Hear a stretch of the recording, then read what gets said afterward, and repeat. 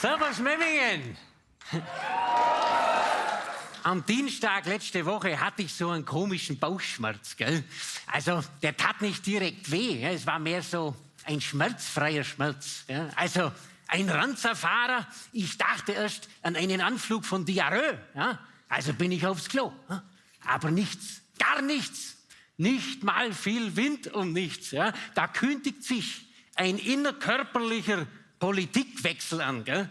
Der Enddarm schreit, ich mach's. Und du traust es ihm zu, ja? Und sagst, also, dann los. Und dann beruft er sich auf seine Nebenorgane. Ihm seien die Hände gebunden. Es brauche eine Zweidrittelmehrheit. Die 12 Finger sind ohnehin dagegen. Das Zwerchfell verbiegt sich, wie es gerade will. Und die Hämorrhoiden blockieren grundsätzlich alles, was du ihnen mit auf den Weg gibst. Aus bürokratischer Sicht sei da im Moment gleich überhaupt gar nichts zu machen. Also verlässt du dieses stille Örtchen wieder und musst dir noch nicht mal die Hände waschen. Am Mittwoch wurde es nicht besser, gell? Mit meinem Bauch. Also bin ich zum Arzt, ja, zum Dr. Fliegmeier. Du, der Dr. Fliegmeier hat mich genauestens untersucht, gell? Der hat alles gemacht. Ja? Der hat gemacht Innenspiegel, Rückspiegel, ans Dings, weißt, ans ESP hat er mich dran gehängt. Gell? Und dann nach 2 Stunden genauester Untersuchung stand es dann fest. Gell? Diagnose verliebt. Ja? Der Dr. Fliegmeier meint, es handelt sich um Schmetterlinge im Bauch. Ja? Kannst du dir das vorstellen? Jetzt habe ich mich nach über 10 Jahren Ehe, quasi über Nacht, ja, Hals über Kopf, plötzlich und vollkommen unverhofft, doch noch in meine Frau verliebt. Du, ich sag's dir, wir waren beide geschockt, gell, meine Frau und ich. Gell, wir wissen jetzt auch nicht, wie wir mit dieser neuen Situation umgehen sollen. Gell? Ich meine Frau, sie sehnt sich zurück in ihre Einsamkeit. Ja? Sie sagt, ich sei jetzt so viel da und die Dosis mache schließlich das Gift. Ja? Aber um ihr ihre benötigten Freiraum zu lassen, ja, und um meine neu gewonnene Zuneigung zu kanalisieren, habe ich eine bahnbrechende Idee gehabt. Gell? Ich sag's Ihnen gerade raus. Ich habe ihr ein Liebeslied geschrieben. Gell? Jetzt sagen Sie vielleicht, ja, gute Idee, David Berlinghof, aber Liebeslieder gibt's doch wie Sand am Meer. Nein. Ja, ich muss dazu sagen, ich habe ihr das weltweit allererste bayerisch-schwäbische Liebeslied geschrieben. Ja? Weil es ist nämlich so, ich meine, Sie in Memmingen wissen das. Ja? Der bayerische Schwabe, ja, er wurde doch bei der Gefühlsäußerung in der Öffentlichkeit noch gar nie beobachtet. Ja?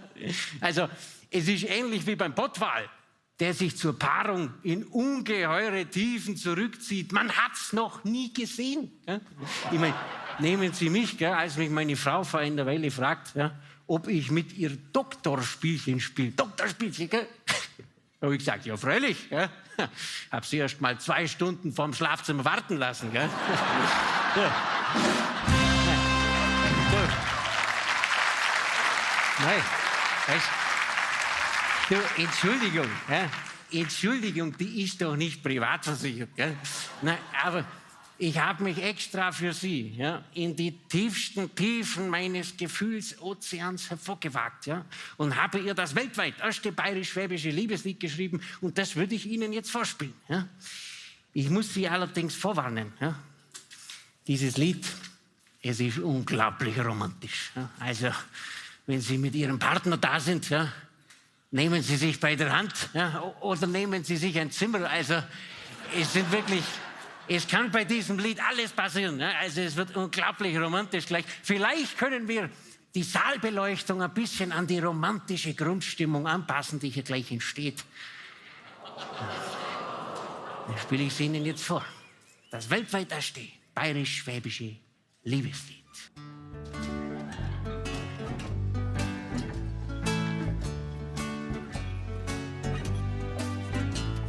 Ich weiß nicht, wie ich dir das sagen soll. Du bist kein Schneiderhex, aber du bist kein Bläderboll. Du hast kein nerviges Gelache und keine unschöne Figur. Bist nicht naiv wie ein Naivling und auch nicht übermäßig stur. Sie ist nicht übermäßig stur. Wenn ich in deine Augen blick, fühle ich mich gar nicht mal so schlecht. Der Ausdruck, du bist nicht in Ordnung, wird dir nicht gerecht. Ein Grätzbürst? Nein, das bist du nicht. Und alles andere als Würst ist dein Gesicht. Deine Beine sind keine Haukergrumme Fiers. Du bist die einzig Mädle, die ich am Vorbeigau grüß. Sie ist die einzig, die ich grüß. Ja, und jetzt möchte ich dir was sagen, weil jetzt hörst du mir grad zu. Das habe ich wirklich noch nie jemandem gesagt. Du bist kein bläder Kur. Ich schimpf dich globet genug. Ich schimpf dich globet genug. Liebeslyrik von einem bayerisch-schwäbischen Bauer. Ich schimpf dich globet genug. La la la la la la la la la la la la. Dass du kein dummes Rindviech bist, das weißt du selbst. Du bist enttäuscht von meinen Worten, weil du schon was von mir hältst. Doch so eine Rüppelhaftigkeit hab ich du noch nie gehört. Es ist das Komplimentenvakuum, das dich empört. Ja, sie ist empört. Dabei will ich dir doch sagen, dass mir so viel an dir liegt. Pass auf, ich probier's nochmal.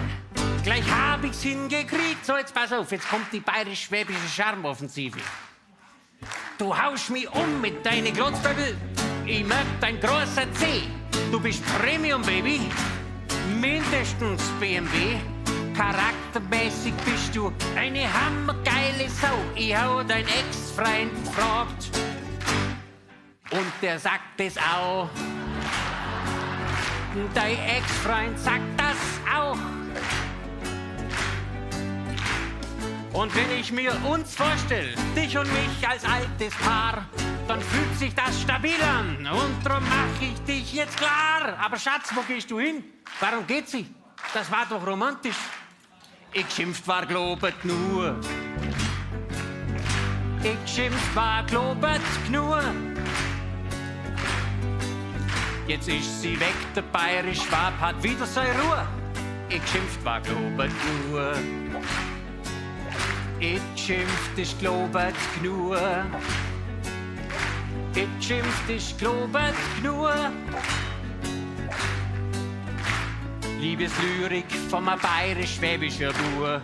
Ich schimpft ist globet nur. Dankeschön!